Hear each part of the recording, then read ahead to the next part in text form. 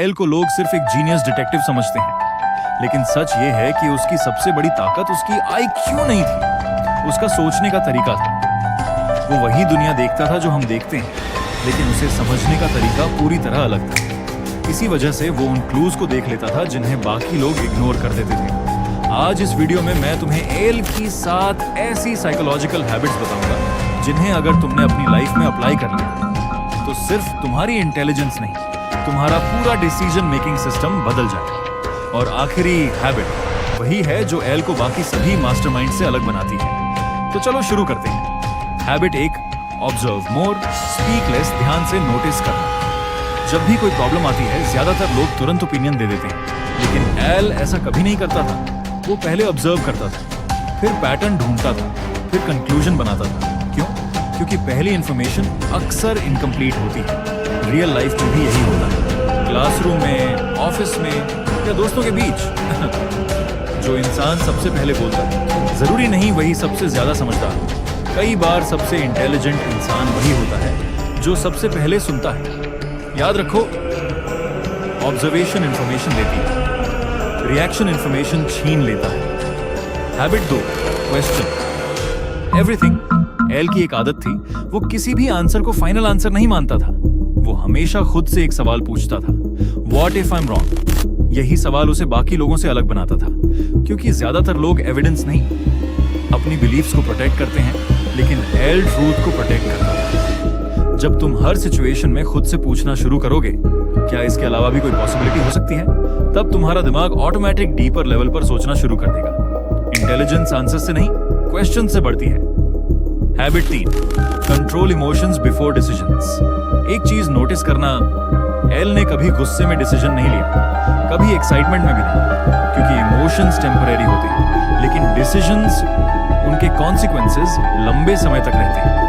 जब लोग पैनिक करते थे, एल शांत रहता था। जब लोग सेलिब्रेट करते थे, एल अभी भी ऑब्जर्व कर रहा होता था। याद रखो, इमोशन महसूस करना कमजोरी नहीं है, इमोशन के इन्फ्लुएंस में डिसीजन लेना कमजोरी है।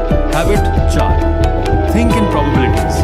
बहुत लोग सर्टेनिटी ढूंढते रहते हैं, 100% श्योर होने के बाद ही एक्शन लूंगा, लेकिन एल जानता था 100% सर्टेनिटी ऑलमोस्ट कभी नहीं मिलती। इसलिए वो अवेलेबल एविडेंस के आधार पर बेस्ट पॉसिबल डिसीजन लेता था और जरूरत पड़ने पर अपना ओपिनियन बदल देता था।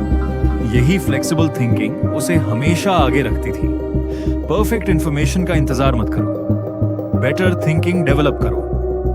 Habit 5, be comfortable being different. L कभी नॉर्मल दिखने की कोशिश नहीं करता था, लोग उसे वियर्ड कहते थे, लेकिन उसने कभी अपनी पर्सनालिटी सिर्फ लोगों को इंप्रेस करने के लिए नहीं बदली। आज ज्यादातर लोग एक्सेप्टेंस के लिए अपनी ओरिजिनलिटी खो देते हैं, लेकिन याद रखो, अगर तुम हर किसी जैसे बन जाओगे तो कभी अलग नहीं दिखोगे। ओरिजिनलिटी हमेशा पहले ऑकवर्ड लगती है, फिर वही तुम्हारी आइडेंटिटी बन जाती है। Habit 6, stay curious. एल की सबसे अंडररेटेड हैबिट थी क्यूरियोसिटी।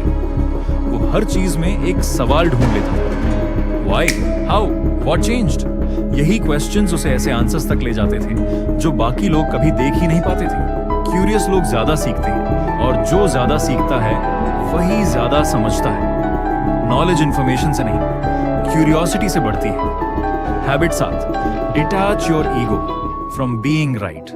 और अब सबसे पावरफुल हैबिट, यही हैबिट एल को डेंजरस बनाती थी। उसे सही साबित होना इंपॉर्टेंट नहीं था, उसे सच जानना इंपॉर्टेंट था। अगर एविडेंस बदल जाता तो वो अपना ओपिनियन भी बदल देता, लेकिन ज्यादातर लोग ऐसा नहीं करते। वो ट्रूथ नहीं ढूंढते, वो अपनी ईगो बचाते हैं। याद रखो, जिस दिन तुमने अपनी आइडेंटिटी को अपने ओपिनियन से अलग कर दिया, उस दिन तुम्हारा ग्रोथ लेवल बदल जाएगा, क्योंकि तब तुम सीखोगे, ना कि सिर्फ आर्ग्यू करोगे। यही रियल इंटेलिजेंस है। एल की असली पावर उसकी आईक्यू नहीं थी, उसकी हैबिट्स थी।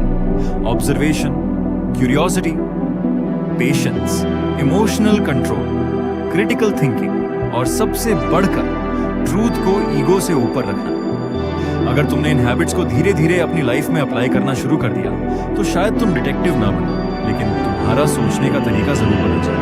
और याद रखो, मास्टरमाइंड पैदा नहीं होते, मास्टरमाइंड अपनी हैबिट्स से बनते हैं। अगर ऐसी psychology, human behaviour, mastermind thinking और सेल्फ इंप्रूवमेंट पर वीडियोस देखना चाहते हो तो चैनल को सब्सक्राइब करना मत भूलना, क्योंकि अगली वीडियो में हम बात करेंगे वाई अयानुको जी